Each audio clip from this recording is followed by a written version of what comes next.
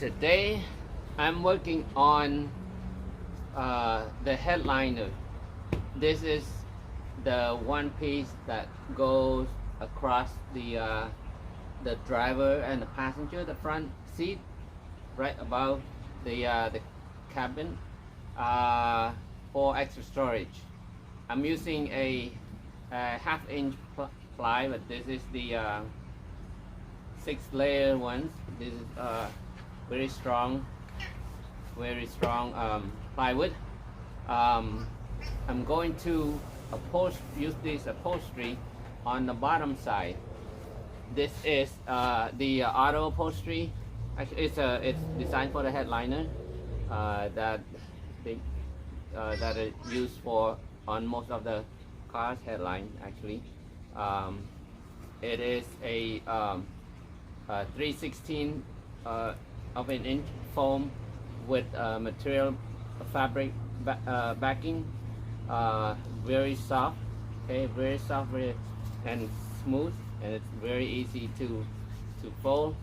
So I'm going to use glue and just upholstery on the bottom side, and the top we'll leave it like this since it is a beautiful wood anyway. So here, let's take a closer look at this materials. I think it's really nice. It's very soft when you feel it from the bottom. Just in case you get a little bit head knock or something, it gives you a little bit extra cushion. Here goes foam and the smooth fabric on the back.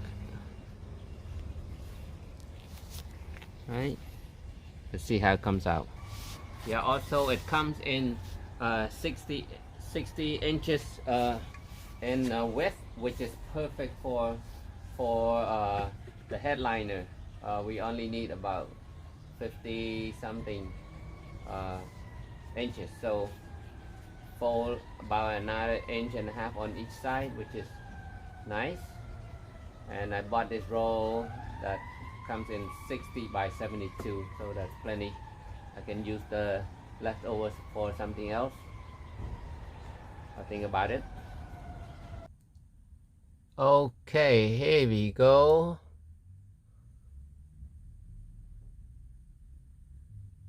It's kind of not come out the way I want it, but it's okay. But I'm not done yet. Okay, I still have to put the lip on to make it stronger and for preventing stuff from moving. Okay, and then here I got some strong ankles to support.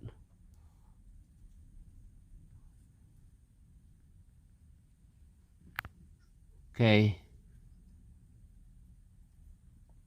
there you go. A little bit disappointment right there. Camera cannot focus, it's too dark, because I oversprayed the glue and it came out wet on one side, which is really disappointed. Besides that, it looks nice, clean. I'm working on the cabinet support hinges. These are called lid support hinges. I decided to go with these kinds for a couple of reasons. Number one is, well, I choose this over the strut. I do have the strut, but I choose this over it because number one is the strut. It's a little bit too strong for these, and when I put it, it seemed to push the door unevenly if I use only one. Okay.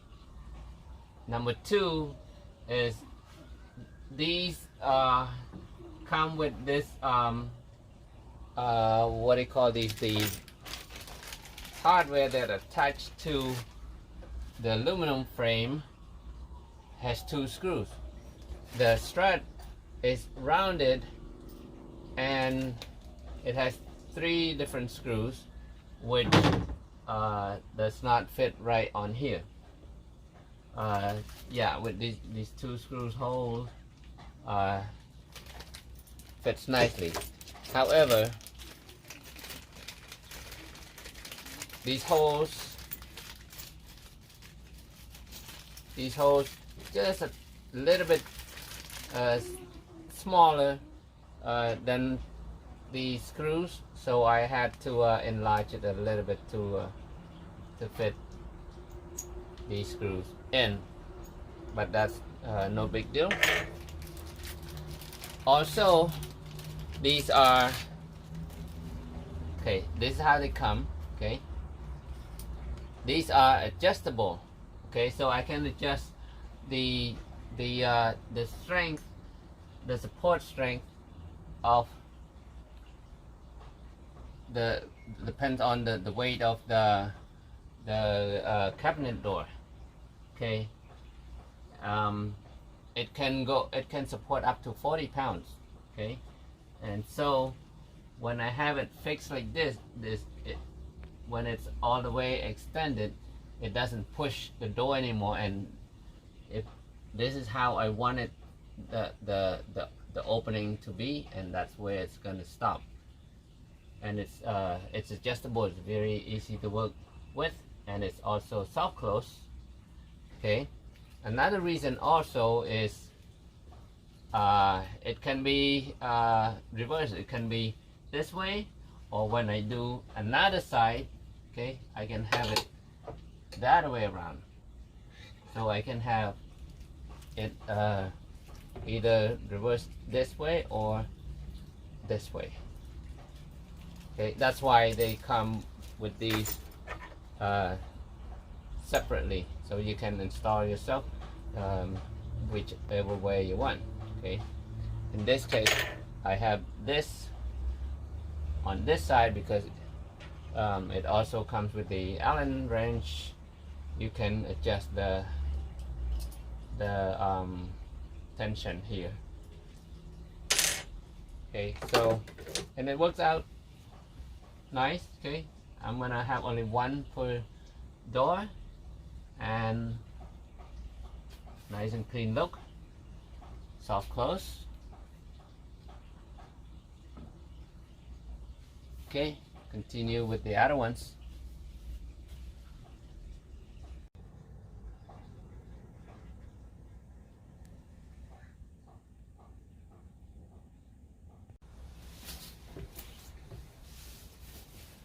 Alright, my other set of speakers will go here, one on each side here.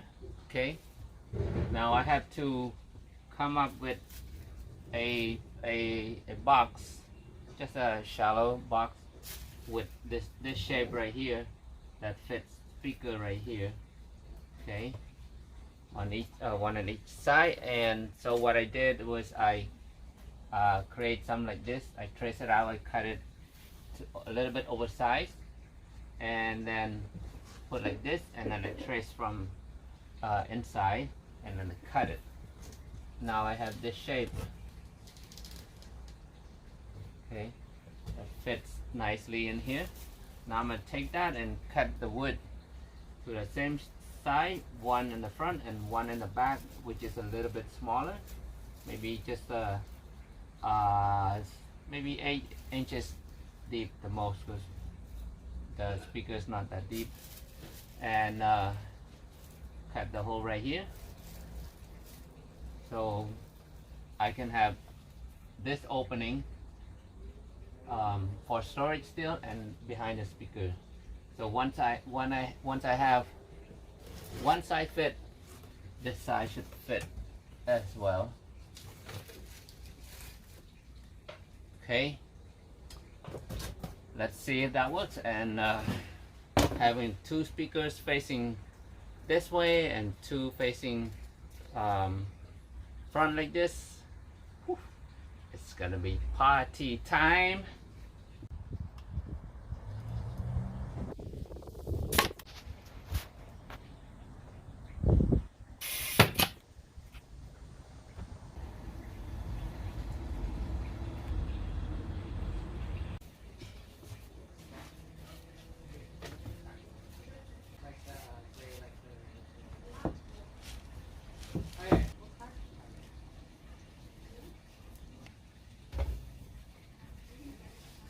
Look at this tight fit, you guys. This is my new speaker box. Now all I need is put 2 screws down here so I don't see these screws from the outside.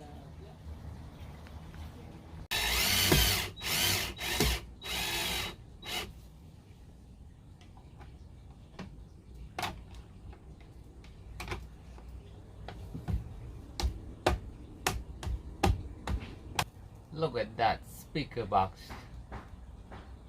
Isn't that awesome? Alright, both speakers done, you guys. Beautiful. They come out great. Now I still have this much room and behind the speakers for the storage. Okay, not too bad. This is only sticking out 13 inches. And I still have more than 2 feet of opening by I think 13 inches.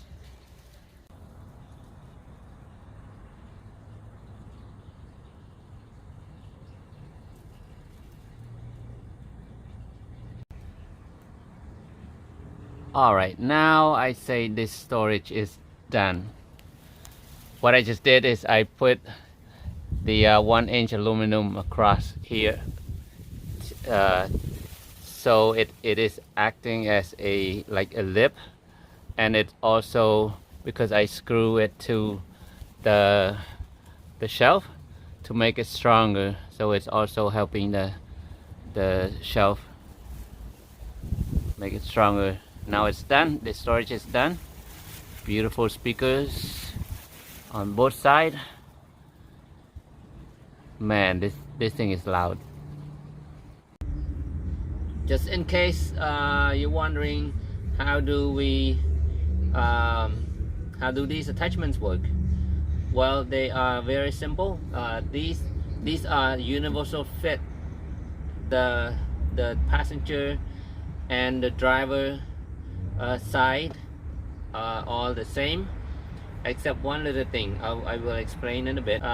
The seat base is still the same size, so these only take 4 screws. You just remove the existing factory screws, but one thing before you disconnect these wires, because these seats have the sensors, and this one has 2 because of it's heated seat and all other functions. I think 8 position seats, so it has extra plugs. But anyways, I recommend go ahead, disconnect the battery.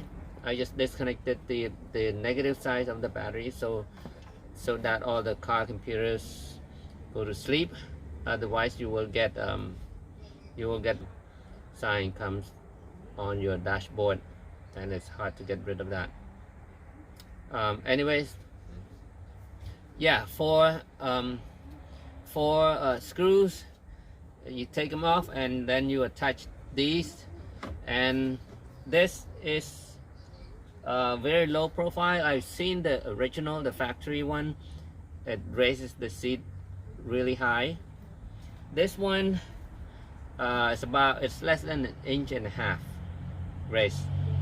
But for the driver's side, since it has the hand brake right here, so when you swivel, this side will hit the hand brake, just for the driver's side. So what I did is I on each under each corner here I put some spacers. Okay, it's about 1/2 inch spacer. Or if you don't have spacer, you can use washers. Okay, about maybe 1/2 inch too, so it when you swivel, it's not touching this. And plus the screws hardware that comes with the swivel here, it's very low profile, so when you touch it, okay, from the bottom up like this, it's not gonna stick out too much, so it's good to go. And these are like a 4 positions swivel. Okay, you got a lock right here. Okay, push it up, I mean push it down, and you can swivel it, and then 1 position and 4 different positions, and then it will lock right there, and then keep on going. It rotates, it swivels all around. Okay, once you have the seat up, it'll be smoother than it is right now, but that's how it is. As for the passenger side, you don't have to worry about anything. You just unscrew them, unplug, screw them all back, and then plug it back in. You're good to go. So overall, you raise the seat about, I think, 2 inches. Swivel seat, you guys, it's nice. This it's not as high. I still can touch the floor. All right, so I'm gonna do just one for now until I get to do the heater on that side, because since we take off the seat to do the heater, install the heater, might as well do it all at once. Right now I'm waiting for some item to come in before I install the heater. So today I'm going to focus on this side of the frame, as far as routing the hoses for the water system, and yeah, prepare everything else. So we are 80% done with this van. Okay, just the heater and the shower, that'll be the last ones, and after that just gonna be touch up here and there. The wall panels, as far as I know, it looks easy. That will be the last one to do. So okay, let's see. All right, today lunch is phở. It's Vietnamese noodle, Vietnamese beef combination noodle. Then my nephew he bought it for us, treating us today. Thank you for that. You're welcome. All right, I'm gonna focus on this. I'm gonna end this episode right here. Thank you everybody for watching. I hope you find this episode helpful, and I will see you next episode.